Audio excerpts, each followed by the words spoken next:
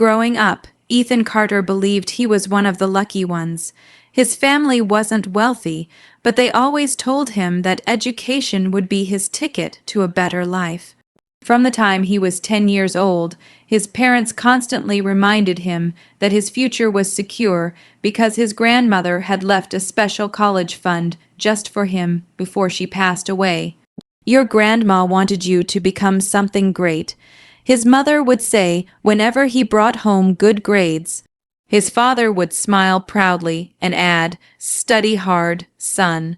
The money for your education is already taken care of." Those words became the foundation of Ethan's life. While other teenagers spent weekends at parties, Ethan spent his evenings studying. He stayed up late preparing for exams, volunteered in community projects, and worked tirelessly to maintain one of the highest grade averages in his school. Whenever he felt exhausted, he remembered his grandmother's sacrifice. He remembered her gentle smile, her warm hugs, and the way she used to tell him, "Knowledge is something nobody can ever take from you."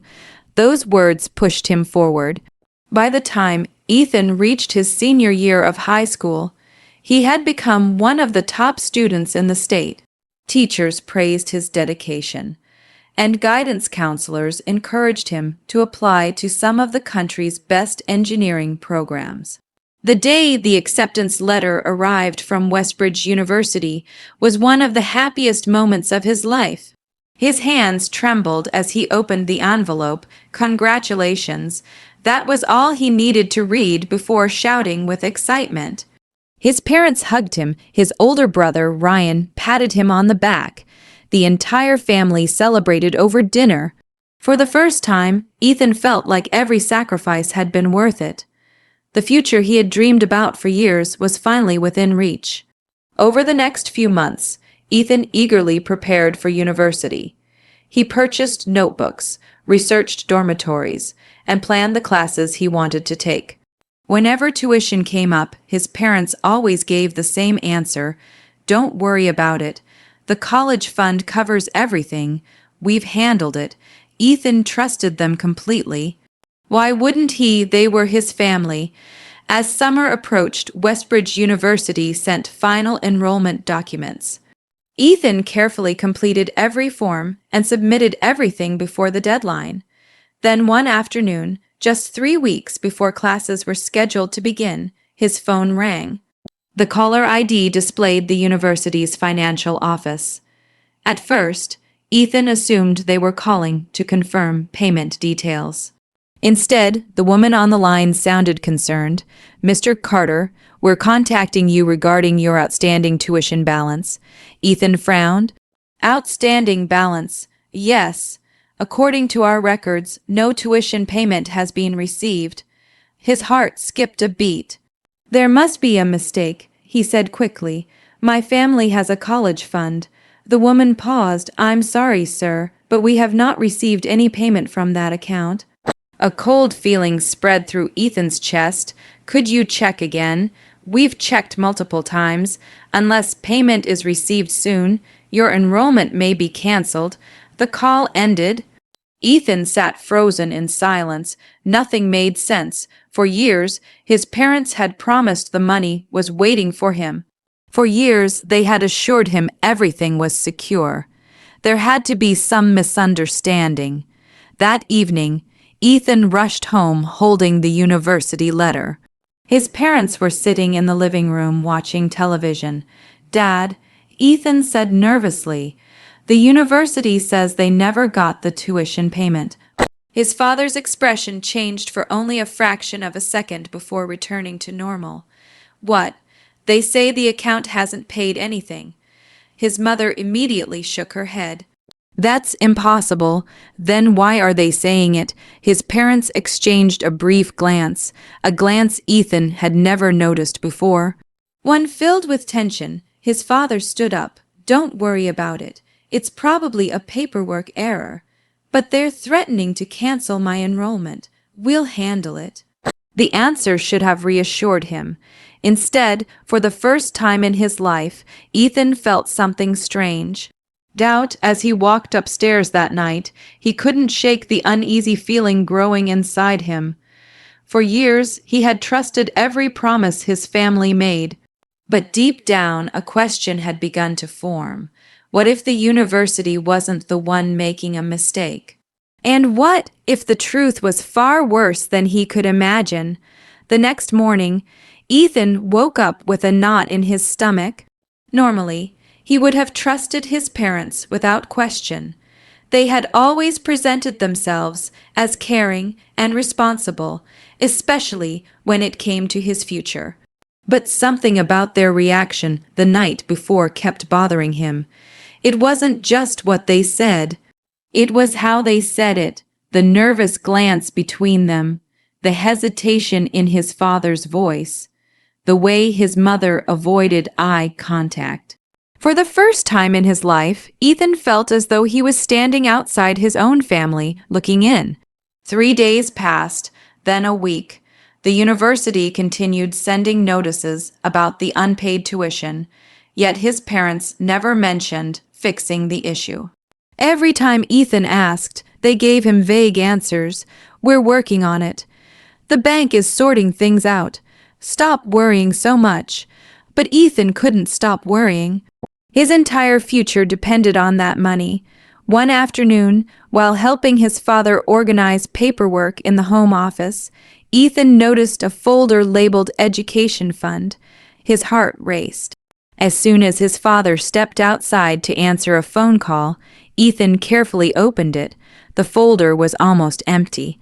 Only a few old documents remained, no account statements, no recent records, no evidence of the large college fund his parents had talked about for years. When he heard footsteps returning, Ethan quickly closed the folder. That night, he barely slept. The next day, he visited the local bank where the account had supposedly been maintained. Because the fund had originally been established in his name by his grandmother, he hoped someone could at least verify basic information. The bank employee couldn't share complete details, but one sentence changed everything. The account balance is significantly lower than it was several years ago. Ethan felt the room spin. How much lower? "I'm sorry, sir. I can't provide exact figures." But he didn't need exact figures anymore. The answer was enough. Someone had been withdrawing money, a lot of money. As Ethan walked out of the bank, pieces of a puzzle began falling into place. Over the past few years, his older brother Ryan's lifestyle had changed dramatically. Ryan owned an expensive sports car. He wore designer clothes. He took luxury vacations every year. Whenever Ethan asked how he could afford such things, Ryan would laugh and say he was good with money. At the time, Ethan never questioned it. Now he couldn't stop questioning it. That evening, he searched through old family photographs and social media posts. The timeline was impossible to ignore. Ryan's sudden spending spree had started almost exactly 6 years earlier. The same year, the first tuition payment should have been protected. A terrible suspicion formed in Ethan's mind. No, it couldn't be. Could it? The following weekend, Ethan finally confronted his family during dinner. His hands trembled beneath the table. "I went to the bank." The room instantly became silent. His mother froze. Ryan stopped eating. His father's face hardened. "What about it?" His father asked. "They said the account balance dropped years ago." No one spoke. Ethan looked from one face to another. "Where is my tuition money?" The silence felt endless. Finally, Ryan pushed back his chair. "You seriously don't trust your own family? I'm asking a simple question." His mother suddenly burst into tears. After years of seeing her as kind and loving, Ethan was shocked by how quickly her tears appeared. "We sacrificed everything for you," she cried. "That's not what I asked." His father slammed his hand onto the table. The loud bang made everyone jump. "Enough." Ethan stared at him. His father pointed toward the door. "You're acting selfish and ungrateful." "Selfish?" Ethan repeated in disbelief. For wanting to know where my education money went. Ryan shook his head. You're tearing this family apart over money. The accusation hit Ethan like a knife. Somehow, they were making him feel guilty, as though he had done something wrong, as though asking about 6 years of missing tuition was unreasonable. The conversation ended with shouting, accusations, and tears. By midnight, Ethan sat alone in his bedroom. The family he trusted more than anyone now felt like strangers. And the worst part wasn't the missing money. It was realizing that every person he loved seemed determined to hide the truth. For the first time, Ethan considered a possibility so painful he could barely think it. What if the people who had stolen his future were sitting downstairs under the same roof, and what if they had been lying to him for years? After the disastrous confrontation, the atmosphere inside the Carter household changed completely. No one spoke to Ethan unless absolutely necessary. His mother avoided him. His father spent most evenings locked inside his office. Ryan acted as if Ethan had betrayed the family simply by asking questions. The isolation was unbearable. Within 2 weeks, Ethan packed his belongings and moved into a small apartment near town. It wasn't much, a single bedroom above an old grocery store, but it was the only place he could afford while working 2 part-time jobs. Every morning, he delivered packages. Every evening, he worked at a diner. The university had postponed his enrollment temporarily, but without tuition, his dream of becoming an engineer was slipping away. Some nights, exhaustion hit him so hard that he fell asleep fully dressed. Other nights, he stared at the ceiling, wondering how everything had gone so wrong. The people he trusted most had become the source of his greatest pain. Then, one rainy afternoon, Ethan received a phone call that changed everything.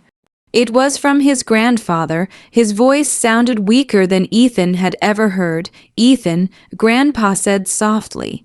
"Can you come see me?" "Of course, today." Something about the way he said it made Ethan's heart sink. "I'll be there soon."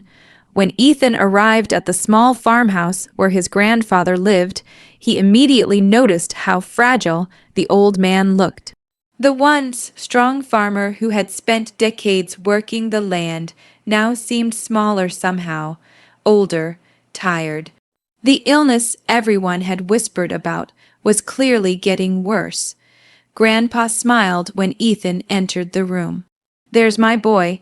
Ethan sat beside him. For a few minutes, they talked about simple things, the weather, work, life, but eventually Grandpa's expression grew serious. "I owe you an apology." Ethan frowned. "For what?" The old man's eyes filled with sadness. "For staying silent." A chill ran through Ethan's body.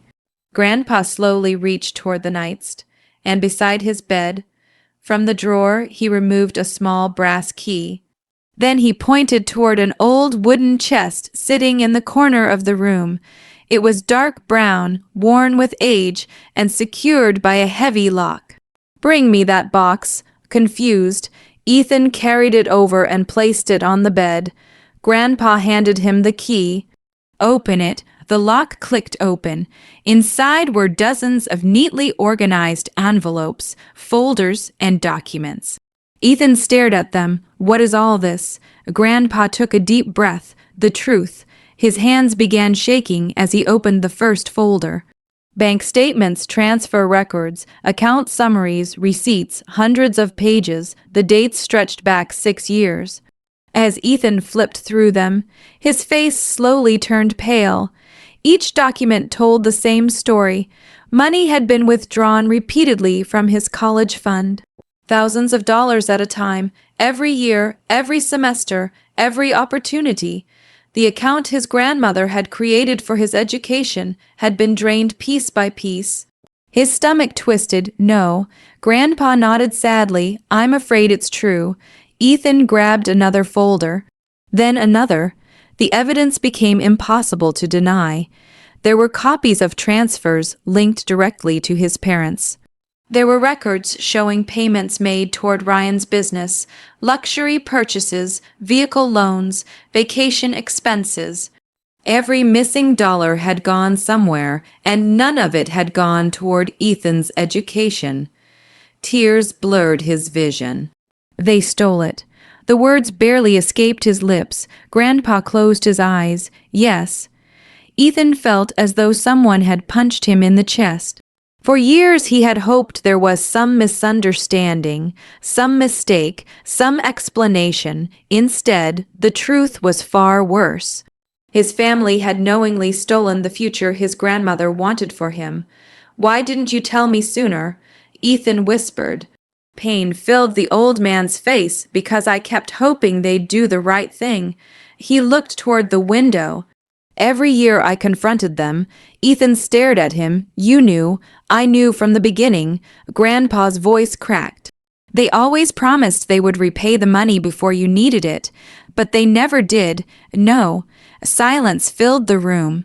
The rain tapped softly against the glass. Grandpa placed a trembling hand over Ethan's. "Your grandmother loved you more than anything." Tears rolled down Ethan's cheeks.